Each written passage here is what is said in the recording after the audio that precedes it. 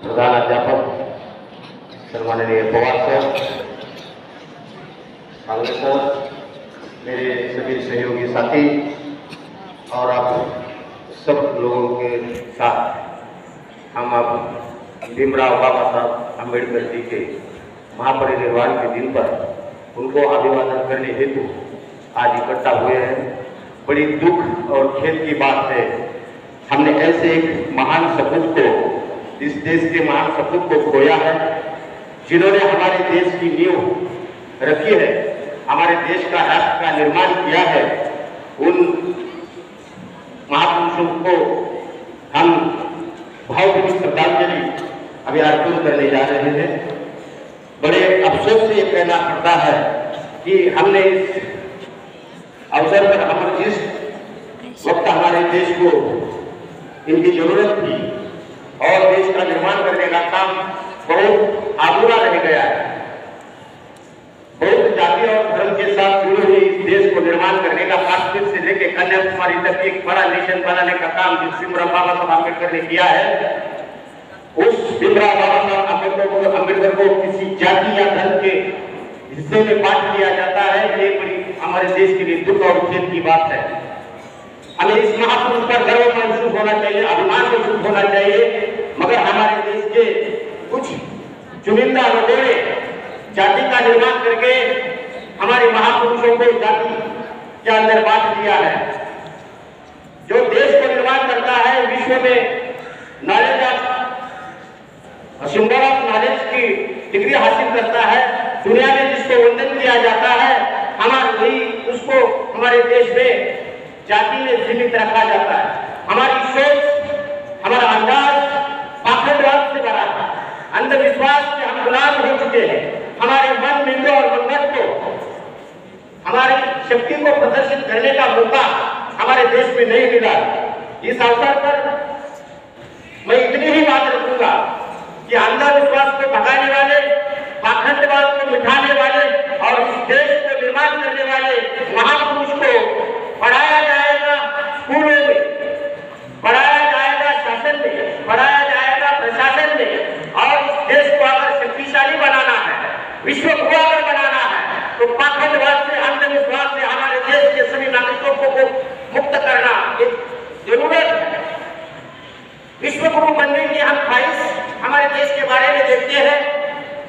जबकि मंदिर का निर्माण होता है तो लाखों करोड़ों लोग पैसा लेके मंदिर का निर्माण करने के लिए आ जाते हैं, मगर देश में दुर्भाग्य की बात यह है कि जब स्कूल का निर्माण होने की बात आती है, ज्ञान का निर्माण करने की बात आती है, तो हमारे देश के लोगों के पास ज्ञान के लिए, स्कूलों के लिए पैसे की कमी होती है। हमने देखा, हमारे श्रद्धा का, विश्वास और आस्था के नाम पे हमारे देश में बहुत दिनों से व्यापार चलता आ रहा है।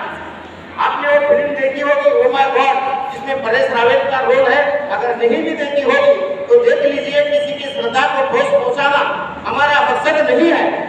मकसद ये है कि हमारे देश के लोग ज्यादा से ज्यादा ज्ञानी बने, पाखंडवाद से दूर रहे और हमारे देश के संविधान ने हमें जो मौलिक अधिकार दिए हैं, वो अधिकार के बारे में जानने का मौका हमारे देश के लोगों को मिलना चाहिए।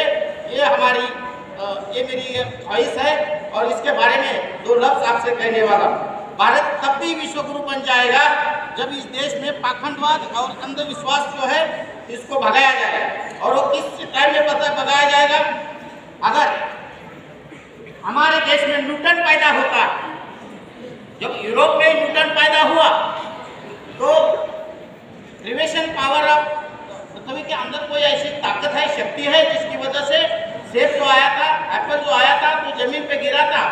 ये न्यूटन ने बताया था देश दुनिया को, पूरी दुनिया को बताया था, दुनिया ने मान लिया, वो सच भी हो गया, वो नियम भी बन गया। अगर न्यूटन हमारे देश में पैदा होता तो क्या होता दोस्तों, साथियों? तो हमारे देश में पैदा होता तो जब सेब पेड़ से गिर रहा है जमीन पर तो वो उसको दैवीय फल मानकर अपने बीवी को खिला देता। और इतना ही नहीं कि वो कहता कि हमारी बीवी गर्भवती हो गई फल खाने से। इतना बड़ा पाखंडवाद हमारे देश के सिवा अन्य किसी देश में नहीं है। इस बात का दुख है। बाबा साहब अम्बेडकर, सावित्रीबाई फुले, महात्मा ज्योतिराव फुले, छत्रपति शिवाजी महाराज, इन महापुरुषों का इतिहास हमारे स्कूलों में पढ़ना चाहिए, पढ़ाना चाहिए। मंदिरों पर जितना खर्चा होता है उतना खर्चा स्कूलों में होना चाहिए, ताकि हमारे बच्चे जनरल नॉलेज जान सके, दुनिया में अपना पावर दिखा सके। ये पावर दिखाने के लिए बाबा साहब अम्बेडकर ने, भीमराव अम्बेडकर ने अपनी पूरी उम्र बिता दी है इस देश को निर्माण करने के लिए। ये बात बहुत कम लोग जानते हैं। जब भी कोई वक्ता आता है, भाषण करने को आता है, तो उनके मुंह से सहज ही एक भाषा निकलते हैं कि उन्होंने दलितों के लिए बहुत बड़ा संघर्ष किया, बहुत बड़ा काम किया।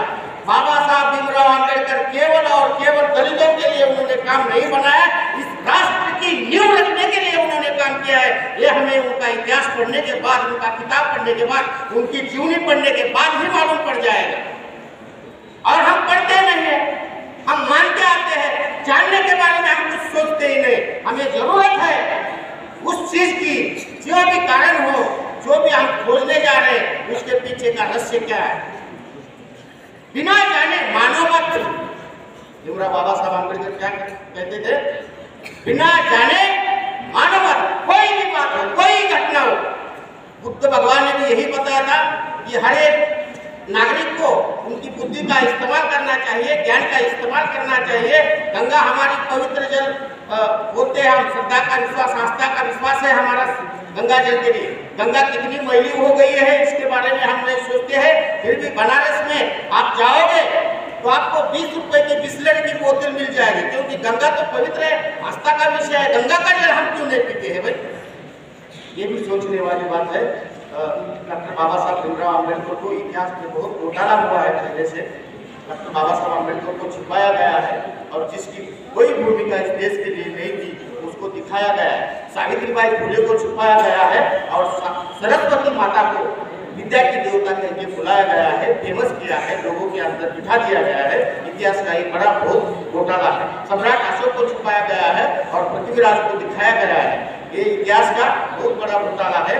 नालंदा विश्वविद्यालय को खत्म करने वाले लोगों ने अभी जेएनयू जो है हमारा, जवाहरलाल नेहरू यूनिवर्सिटी जो है, जहाँ से लोग पढ़ लिख कर बड़े हो जाते हैं, साइंटिस्ट बन जाते हैं, ऑफिसर बन जाते हैं, प्रशासक बन जाते हैं, उनको खत्म करने की बात हमारी चल रही है। भारत एक ऐसा देश है जहाँ आस्था के नाम पर बात की जाती है तो हेलीकॉप्टर से फूल बरसाए जाते हैं, और शिक्षा की बात करें तो उसके सर पर डंडे मारे जाते हैं। इतना दुर्भाग्यपूर्ण देश हमारे लिए है। इतनी ही बात मैं रखता हूँ, और से थोड़ा सा ज़्यादा बोलने के लिए माफी चाहता हूँ। ये प्रस्तावित का था, और मैं आपसे हिंदी में इसलिए बात कर रहा हूँ।